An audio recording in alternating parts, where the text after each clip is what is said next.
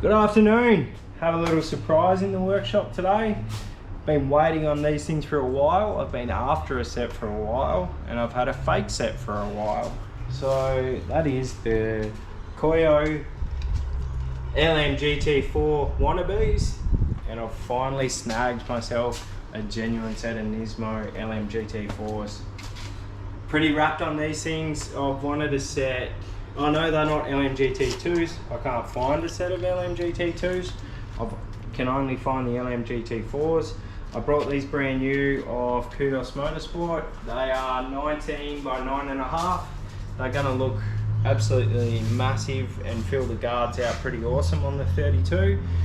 I love them to death. I love my Nismo stuff, so I'm pretty wrapped on those things. I will put them on the car one day and go for a drive, but for now they're just going to sit in the workshop and look pretty.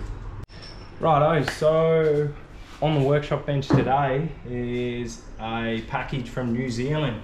It's from Gearhead. In New Zealand, he does GTR diffs. He knows what he's doing. He loves GTR. It's what he does. The reason we're getting another one sent is it had a little accident on the way. I will insert a clip or a picture of that now. You can see here, it's got a bent axle. And that is thick still. So anyone that's worked on these cars know how thick that is. It's completely fallen over, or something's fallen on it and smashed that. Then it just had plastic straps over it. So the rear diff has obviously fallen out, dragged across the ground, done whatever, and then I've poked it back up in there.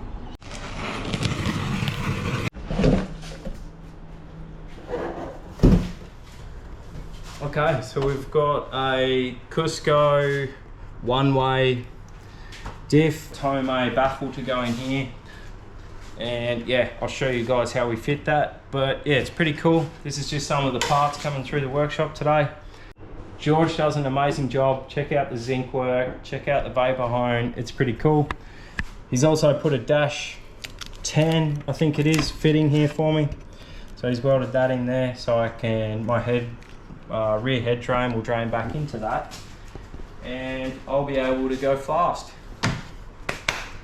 Good morning, guys. We're back in the workshop this morning. Got the diff all unpacked and ready to go in, I guess. I don't know when we're going to do this, simply because the car, the diff that's in it is working and we can drive it and run the car. I want to do a little bit more driving in the car before we drop the engine and pull the sump off it. It's awesome. I can't wait to put it in. It's exactly the same as the one I've got, is the reason I'm not jumping at ripping that one out and putting this one in. I just wanted to go over another box which turned up late yesterday afternoon and I didn't get in the last video, and that's from Kudos, and it's just a few little bits and pieces that we found on the dyno with the car that we needed to put in.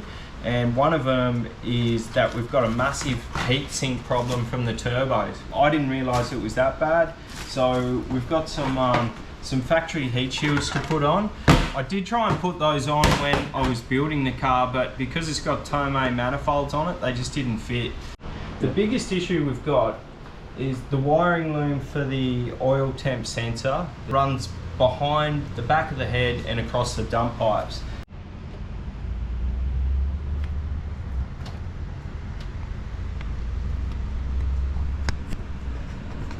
Now those dump pipes they are ceramic coated, but they still produce enormous amount of heat, especially when the wastegate opens up.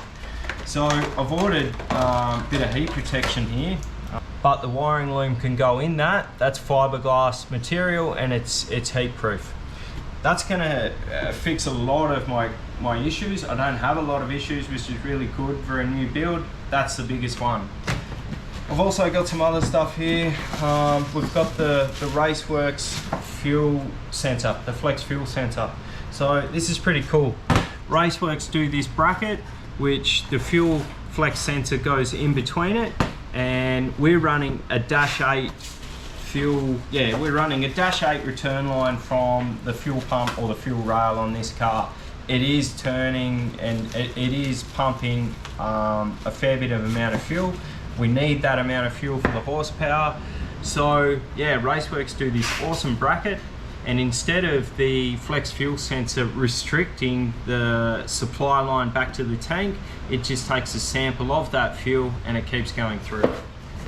With that, we've got some Howtech pins for the plug, which I'll put on the 2500. There's some more pins there. The other Raceworks bracket for this. Also got here from our awesome friends at GK Tech, which everyone knows is probably, they make the best stuff for any sort of R chassis, S chassis, anything. It's awesome, is the ABS delete kit. And I've also got from Hard Race, if I can get it out. I can't actually remember what this is, so this is going to be fun. Oh, that's the rear arms. So adjustable rear upper control arms. So I haven't actually used anything from these guys before, so this will be pretty interesting. And I'm pretty impressed so far with how everything's packed. The packaging is awesome. That color is wicked. I don't have anything blue on the car, but I can always start. And that'll just allow us to get a bit of camber going on for those hard takeoffs when it squats in the rear, which is what it is doing, is squatting back. So yeah, they're pretty cool. Front and rear, got some bolts, got a sticker, we're happy.